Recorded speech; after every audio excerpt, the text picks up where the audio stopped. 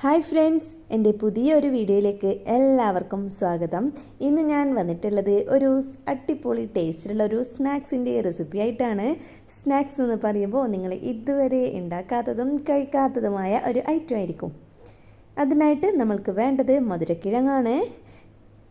നമ്മുടെ കണ്ണൂർ ഭാഗത്തൊക്കെ മധുരക്കിഴങ്ങ്, ചക്കരക്കിഴങ്ങ് എന്നൊക്കെയാണ് പറയുക. വേറെ നാടുകളിൽ വേറെ പേരൊക്കെയാണ് ഇതിന് ബത്താസ് എന്നൊക്കെ പറയുന്നത് കേട്ടിട്ടുണ്ട് ഞാൻ. അങ്ങനെ ഇതൊക്കെ ഇതിൻ്റെ മണ്ണ് വേസ്റ്റൊക്കെ കച്ചറൊക്കെ എന്തൊക്കെ ഉണ്ടാവും അതൊക്കെ ഒന്ന് കളഞ്ഞ് ക്ലീൻ ആക്കിയതിന് ശേഷം ഈ ഒരു രീതിയിൽ കട്ട് ചെയ്ത് നമുക്ക് ആവിക്ക് വേവിക്കുകയാണ് വേണ്ടത്. ഇത് ആവിക്ക് വെച്ചിട്ട് ഞാൻ വേവിച്ചെടുത്തിട്ടുണ്ട്.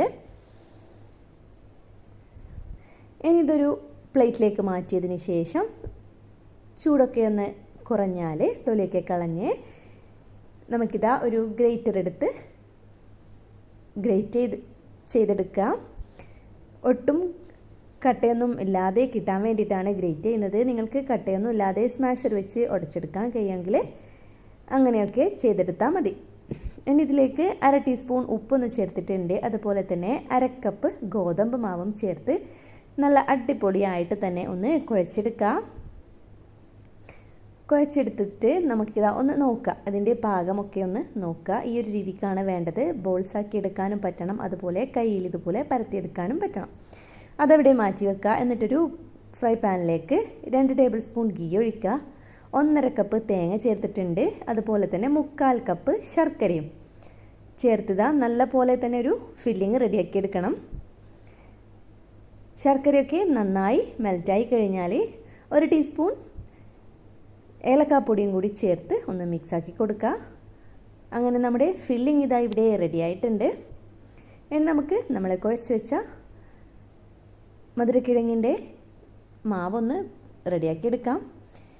ഈ ഒരു ലെവലിൽ ബോളാക്കി എടുക്കുന്നുണ്ട്. നിങ്ങളുടെ ഇഷ്ടത്തിനനുസരിച്ച് ബോൾസിൻ്റെ വലുപ്പമൊക്കെ കൂട്ടുകയും കുറയ്ക്കുകയും ചെയ്യാം.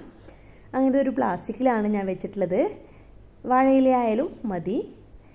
വാഴയില പുറത്ത് പറിക്കാൻ പോകുന്ന ഒരു മടിക്ക് ഞാനിതാ ക്ലീൻ ആക്കിയിട്ടൊരു പ്ലാസ്റ്റിക് കവർ എടുത്തിട്ടുണ്ട്. എന്നിട്ട് നമ്മുടെ ബോൾ അതിൽ വെച്ച് കൊടുത്തു, ഫില്ലിങ് അതിൽ നിറച്ച് വെച്ചു. എന്നിട്ട് ഈ ഒരു രീതിക്ക് അടയുടെ ഷേപ്പിൽ ആക്കിയെടുത്തു. സൈഡ് ഭാഗമൊക്കെ ഒന്ന് പ്രസ്സാക്കി ക്ലോസ് ചെയ്തെടുക്കാം. അങ്ങനെ ഇതാ മുഴുവനും ഞാൻ ചെയ്തെടുത്തിട്ടുണ്ട്. നിങ്ങൾക്ക് ഈ ഷേപ്പല്ല എങ്കിൽ ബോൾസിൻ്റെ ഷേപ്പിലെ അങ്ങനെയും ചെയ്തെടുക്കാം കേട്ടോ. ഇത് പക്ഷേ ഈ ഒരു ഷേപ്പിൽ കാണുമ്പോഴല്ലേ നല്ലൊരു അട തന്നെ ആയിട്ട് തോന്നാം.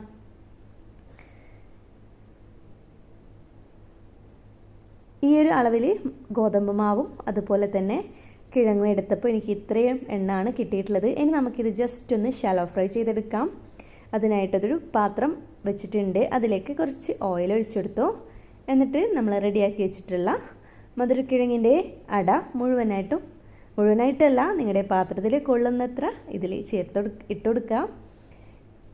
എന്നിട്ട് 2 ഭാഗവും ഒന്ന് ചെറുതായിട്ടൊന്ന് കളർ ചേഞ്ച് ആകുന്നത് വരെ ഒന്ന് ഫ്രൈ ആക്കി എടുക്കുക.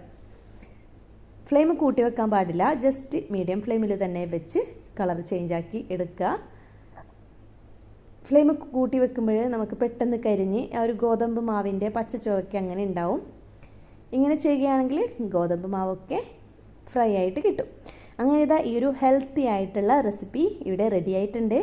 എല്ലാവരും ഒന്ന് ട്രൈ ചെയ്ത് നോക്കുക. ഇതുവരെ കഴിക്കാത്തവരാണെങ്കിൽ എന്തായാലും ഉണ്ടാക്കി നോക്കുക. ഇനി വേറൊരു വീഡിയോയുമായി കാണുന്നത് വരെ എല്ലാവരോടും ബൈ.